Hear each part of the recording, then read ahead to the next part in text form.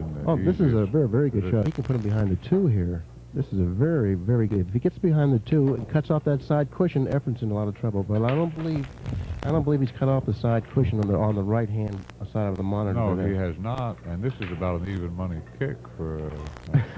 I don't believe it's even money, but... I believe it is. If he has the big ball, about a quarter of an inch off the rail. With his uncanny accuracy. Well, this is amazing. I mean, he kicked it right in like it was a hanger. It was about an even money kick. Now, he snookered himself again. Number of ways to play this shot, Billy. You can play it with draw, you can play it with a center ball. The main thing, try to get distance between the cue ball and the 2 ball. He can also go rail first, over to the side rail, and back behind this cluster of 4 balls, a 6, 7, 8, 9. That's what he's going to try to do. A little low right English, contacting about half the ball. Medium speed. Now, obviously, he would like to not pocket the 2 ball, nor hit it hard enough for it to return to this end of the table. I believe he's going to try to lag the 2 ball to that bottom cushion. You know, he's going to try to lag the 2 ball to that bottom cushion, and then the cue ball will go toward the 3. With the 3 ball is the ball to the right and up from the 2 ball. So he's going to lag it up there, and he's going to try to get to the cue ball up toward the 3. He hit it a little too deeply. And meantime, Dennis Hatch steps to the table with really not that easy of a shot here, Grady, but he's trailing 2 games to nothing. Actually, given the lie of the 5 ball, Efren made a pretty clever little effort. Now, Dennis can play the billiard, but I don't think that would be well advised. McDermott Q is also a sponsor of this quality event. Jim McDermott, of course, a great lover of this sport for many years. Okay, Dennis elected to play the billiard. He pocketed the 5 into the corner pocket, as we all have seen. I don't believe the 2 will pass the 3 into the left-hand side pocket. If he can't shoot that in there, what do you? That's what I didn't like about the billiard. To achieve decent position on the 2 ball, it was necessary to hit that about half the speed that Dennis selected. He may have to play another safety here. He has indeed done just that, but Efren can see this ball. Okay, he can see the ball, but if he cannot see the right-hand part of the ball, or the left hand from the way he's facing it... Well, Dennis is going to go behind the 6 here, I believe. I think he can hit this thickly enough for that, like so. Okay. But now there's not the slightest chance that Dennis is not going to hit this 2 ball. Out will come the jump cue. Oh, he's going to kick at this ball. Very surprised at that. And while we await his selection, Miller Time Billiards in Moline, another sponsor, Denny Miller's terrific establishment.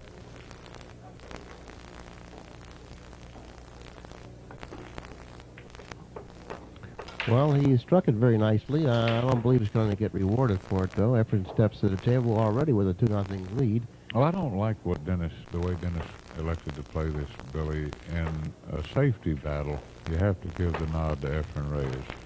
He's got vastly superior knowledge at this point in young Dennis's career at any rate. Well, Dennis doesn't want to play safety with Reyes, Grady. He was forced to do that so far in this particular game. You know, if given a choice, he would much rather go to his offensive game, knowing that's his forte. Okay, now the cue ball just bypassed or passed the 4 ball on the right-hand side of the table, and the 3 ball is the ball he's looking at. Rather a little testy shot here. If he pockets the 3, he should hit that side cushion and come back cross table for the 4 in the upper right-hand corner. Or maybe he's following it for the 4 on the side. Let's see. Okay, he followed the cross table for the 4 in either the corner pocket or the side. Now, I believe he'll just play the 4 in the corner. It's a natural angle to fall short of the side, come off that side cushion, and go right toward the 6. Now, the 6 is the ball that's closest to the left-hand lower corner pocket. He may be able to just more or less stop this ball, or go forward just a hair like he did. Efren has grown a rather fetching mustache, hasn't he? I think he looks pretty dapper with that epidermal growth. And that emblem on his shirt, the back of 9 balls, I believe.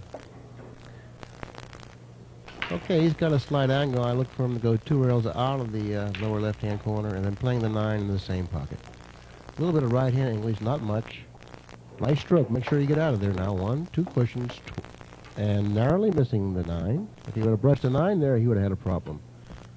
But that's not the case. Game number 3 looks like it's going to go to Reyes, and it does. And he takes a 3-0 lead in the match. He wasn't really throwing it up in the air and just to be a poor sport. It was more of a fun thing, you know. Wow, well, the 9 almost went again, but he did pocket a ball, and it doesn't appear that he's got a shot on the 1 here. Efren tried to body English the 8 ball out of the way. I've seen a lot of these players do that with great success.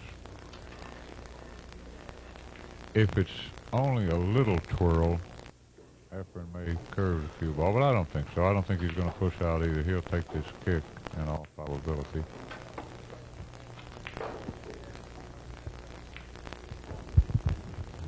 I don't believe he can get around the 8 and strike the 1 frontally. I don't believe he's got room to get 2 rails underneath the 1. He may be able to bank the 1. That's a possibility. Oh, he was able to get underneath the 1, 2 cushions. Notice the speed that he kicked the 1 with, just about perfect speed. Does Dennis have a shot here, Grady? I believe you can see part of the 1 ball. How much of it, I don't know. Rick Bully, that's a real good shot you had on Dennis as he was walking around the table. You caught his expression. He's trailing 7-0. You couldn't tell by his expression, though. He seems to be very relaxed and comfortable. I feel that he definitely has a shot to come back in the match like against Efren, but if he keeps shooting like that, he's not going to come back, that's for sure. Well, that wasn't his fault. I suspect that he hit as much of the 1 ball as he could with left English, which curves the ball slightly from right to left, and is the natural outside English. Now, meanwhile, maybe we'll see the patented Efren Masse here. I know how he likes to play this type of shot. This will be easy. Okay, let's take a real good look at this. Well, let's take a real good look at it. All right, I love it. I really love it. I mean, this man is a magician. He certainly has lived up to his name. Well, I would have made that Masse even money for Efren, by the by.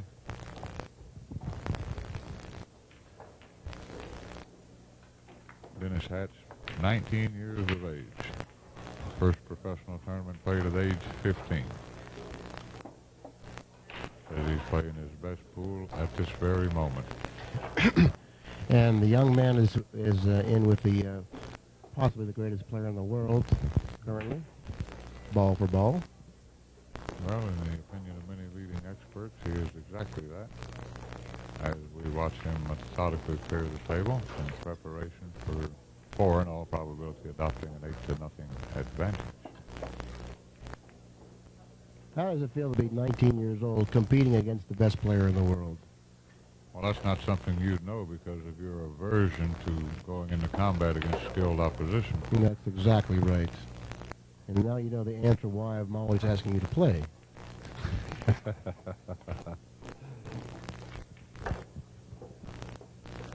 Well, Efren moving ever fluidly around the table.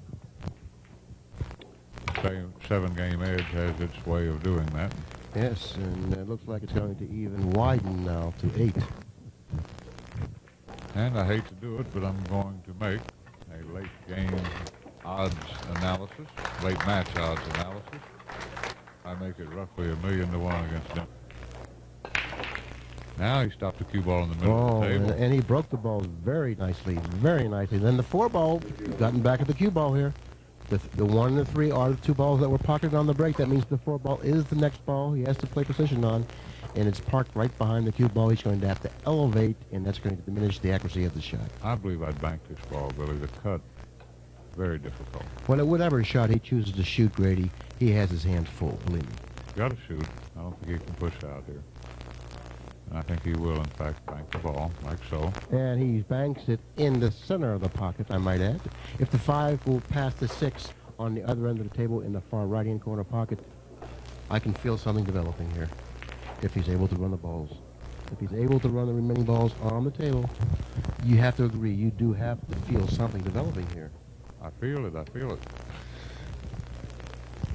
He's going to come out 1 cushion here. 3 cushions, excuse me. Now, he's played position for the 5 ball in the upper left-hand corner pocket. He's fallen a little bit short. Now he's going to have a little touchy shot coming up here. What he wants to do here is he wants to like half draw the cue ball in between the 6 and the corner pocket. He has a very, very small area to hit there on that bottom cushion. I think I'd have to go into the 6 here. If you go into the 6, you can scratch that way also. I think he can hit the left side of the 6. No, he cannot hit the left side of the 6. I have a little better angle on the shot. He's going to have to try to narrowly miss the 6 and not scratch in the upper right-hand corner. Now, he went into the 6, and he did scratch in the upper right-hand corner pocket. See, now that shot's a very touchy shot for an 18 or 19-year-older. For anybody, it doesn't matter what your age happens to be. Well, that's true, but for a 19-year-older, even more so. Well, the reason I would have gone into the 6, Billy, is because I know that I would not scratch, and I know I'm going to be able to see the 6. And I say to myself, I'm a good player, I might actually win this match. Right, but If he I have couldn't. to, I can play a safety. But he couldn't pocket the 5 and go into the left-hand part of the 6. He had to go into the right-hand part of the 6, and that was what he was afraid of doing, is scratching in that corner pocket, and that's what he did. He tried to avoid the 6 entirely when he shot that shot, but it was just a finesse shot that he doesn't have really developed yet. Well, it's academic, at any rate. In all probability, as Efren prepares to clear the remaining 3 balls from the playing surface. Well, unfortunately for our viewers, we're not going to be able to have an interview with Reyes. I mean, it's possible that we may, though, if Pat Fleming, our gracious boss man, Pat Fleming, if he's able to get Efren to come up here and give him a map, by the way, give him a map how to get up here. By the way, Pat. All right, Dennis Hatch concedes game number 15, and Efren Reyes does win this match 11-4. In a match that could easily have been much closer. Well, Efren's such a difficult man to beat, Grady. He doesn't make any mistakes, you know.